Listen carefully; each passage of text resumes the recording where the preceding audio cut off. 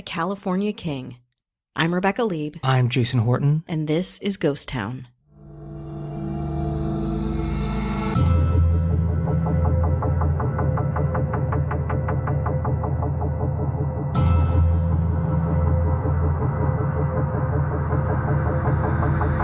On September 17th, 1859, several San Francisco newspapers printed the following.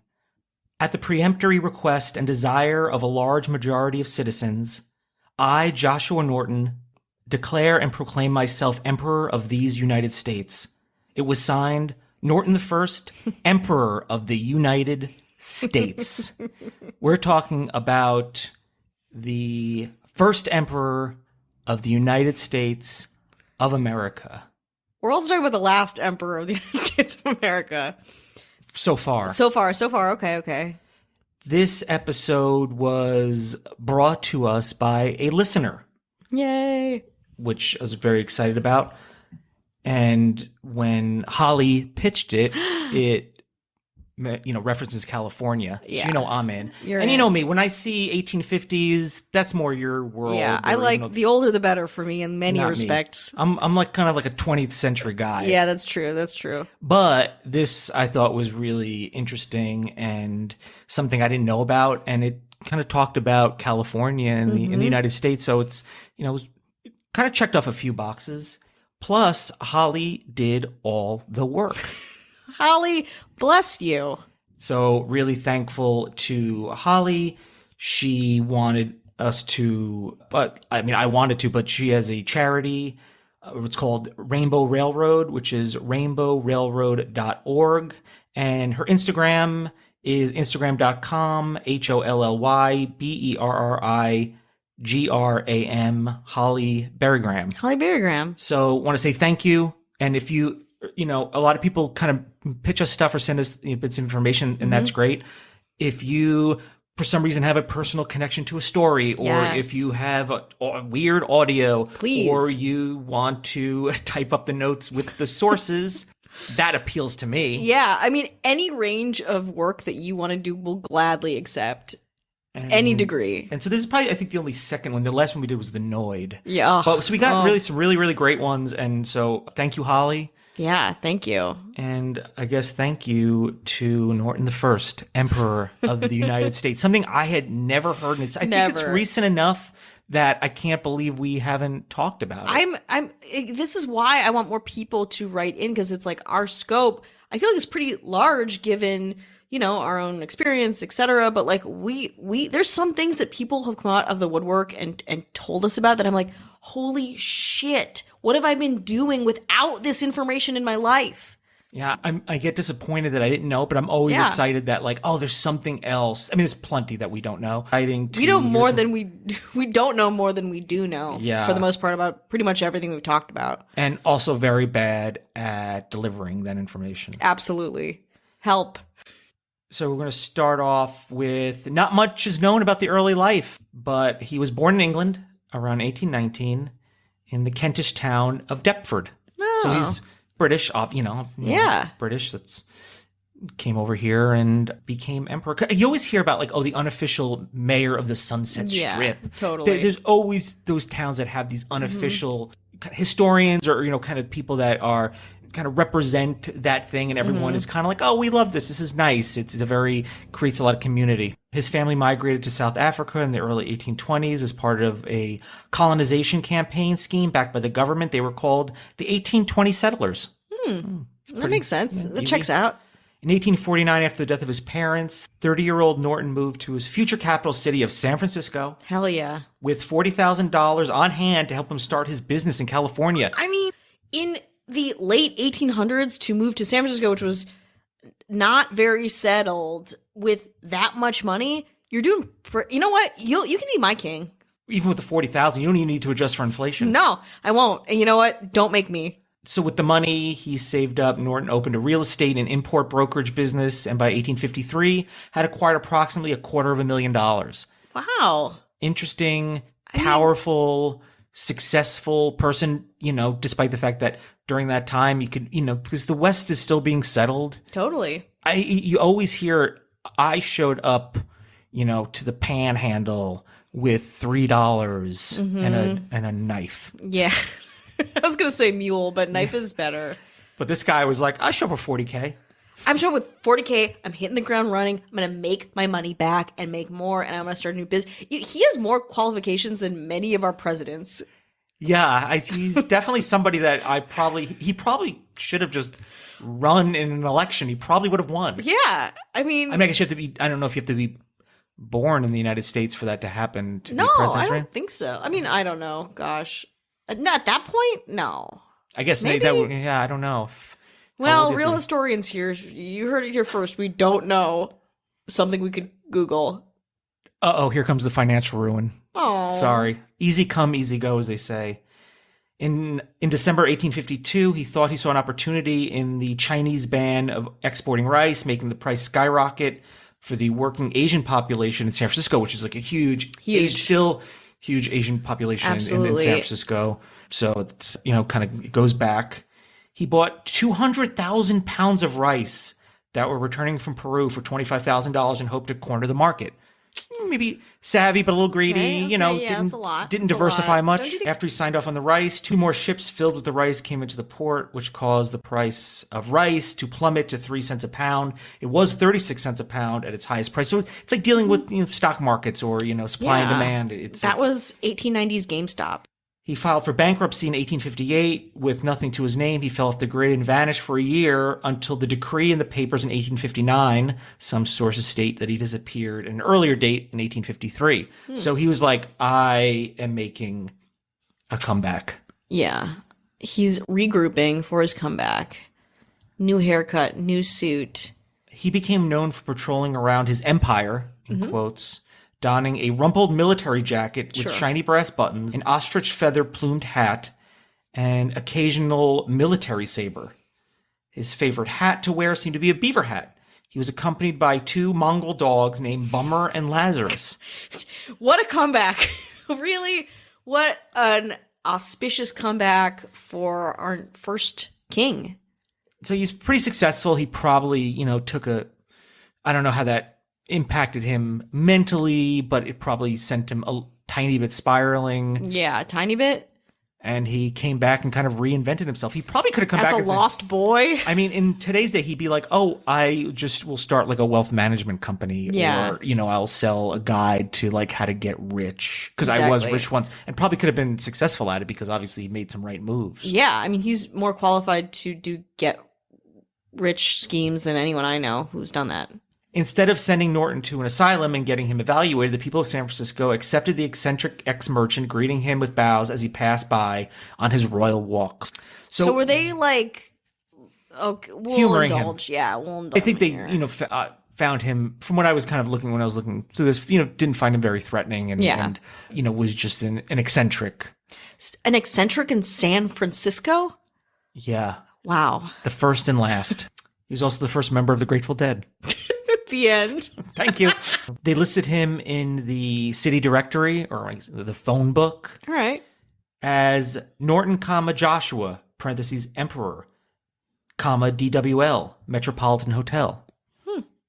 And at what point it's like, does this kind of, complicitness become just a thing that gives you a certain amount of status, And then came the murders. Oh. They gave him a place of honor at plays, concerts, public lectures, and other civic affairs.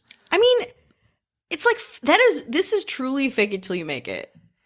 Yeah, and I think, it's, again, especially lately, we've told a lot of pretty dark stories. Yeah. Stories of failure and hurt and pain and suffering. Cannibalism. And all of that. And, sometimes you gotta, I don't know. Gotta change the levels up a little bit. And just keep it always weird though. It's never not gonna be weird. Always weird. Also, just this is truly the story of what America is about. It is a cautionary tale, but not necessarily. The idea of, like you said, fake it till you make it, and what is a celebrity? Yeah, and what is reinventing? That? Even at this, I don't think we think a lot about like the turn of the century, people reinventing themselves. But I love hearing stuff like that where it's like, everyone did. It was, a free-for-all still, and you could do whatever you wanted. And he didn't ramp up to it. It's not like he kind of slowly, he was just like, hey, what's up? Here's my mongrel dogs. It's like a light Here's switch. my sword. Yeah. I'm the Emperor of San Francisco. And they're like, we'll put you in the phone book, I guess. He got royal treatment. He was allowed to eat in the restaurants as a guest of the owners. They actually wanted him to be patronized. It probably became somewhat of a kind of like a nice, like an oddity, like an interesting oddity, like a celebrity that is, decided. Well, I mean, all celebrities are decided by the public in some way, right? But in this way, where he's like literally just like showed up and he's like, yeah. And they were like, cool, we want this. The first influencer. Yeah, pretty much. Wow. He actually invented flat tummy tea. Oh, really? Vita gummy bears? And they posted an imperial seal of approval that read, by appointment to His Imperial Majesty, Norton I. Transportation was free of charge for him. City provided an annual sum for the emperor's trappings. Wow. Take care of any of his needs. What? Any of his royalty. He was even allowed to issue bonds, collect taxes from his subjects Oh my or cash. God, it's like money has become involved. In his own currency, it was called scrip. Printed free of charge by local printers. So they printed like monopoly money in a sense. Incredible. And they give it to people and they're like, oh, you got to make sure to give Emperor Norton his tithe. By Vice or like a documentary should be made to redo this experience. It's a reality show in a way. It's a social it definitely is a social experiment. Yeah, he could just be like, oh, hey, I just showed up and I was like, how people react. Totally, but everyone agreed simultaneously on it. He reviewed the police to see if they were on duty. He checked progress on needed street repairs, inspected buildings that were under construction. So he kind of, looked over his kingdom. Sure. On October 12th, 1859, Norton declared fraud and corruption prevent a fair and public voice, in consequence of which we do hereby abolish Congress. Well, now we're pushing it. When the U.S. was on the brink of civil war in 1860, he announced that he had dissolved the Union altogether and replaced it with an absolute monarchy with himself at the helm. Okay? Yeah. When the French later invaded Mexico, he nurtured international relations by adding the honorific Protector of Mexico to the title. So now he's also the Protector of Mexico. Just hanging out in San Francisco. Much like the emperor, his dogs, who were doing a good job at keeping the rat population in check, became beloved to the public. Once, when a new dog catcher took Lazarus into custody by mistake, an angry mob voiced by vigorous protests causing city officials to quickly announce that the emperor's faithful dogs have free run of the city, though they prefer to stay close to the emperor. Of course, just like any branch of government, stay close to its leader. Norton once issued a proclamation to ensure that proper respect was paid to his beloved capital. Whoever after due and proper warning shall be heard to utter the abominable word Frisco shall be deemed guilty of high misdemeanor. I don't like the word Frisco either. Me neither. I'm on I never board with got that. it. It's Yeah. stupid. And I like somebody who is kind of in love with their city and respects their city and, won't tolerate lack of respect for their city. Or a stupid name. Or like, have you ever heard a Los Angeles resident call LA La La Land? Just the movie I've watched 25 times. That's right. Well, if we had an emperor, they wouldn't allow it. No. But that emperor would be Ryan Gosling. Hell yeah. The penalty for noncompliance was $25. Many native San Franciscos to this day abide by it. Did it? No. I want to check.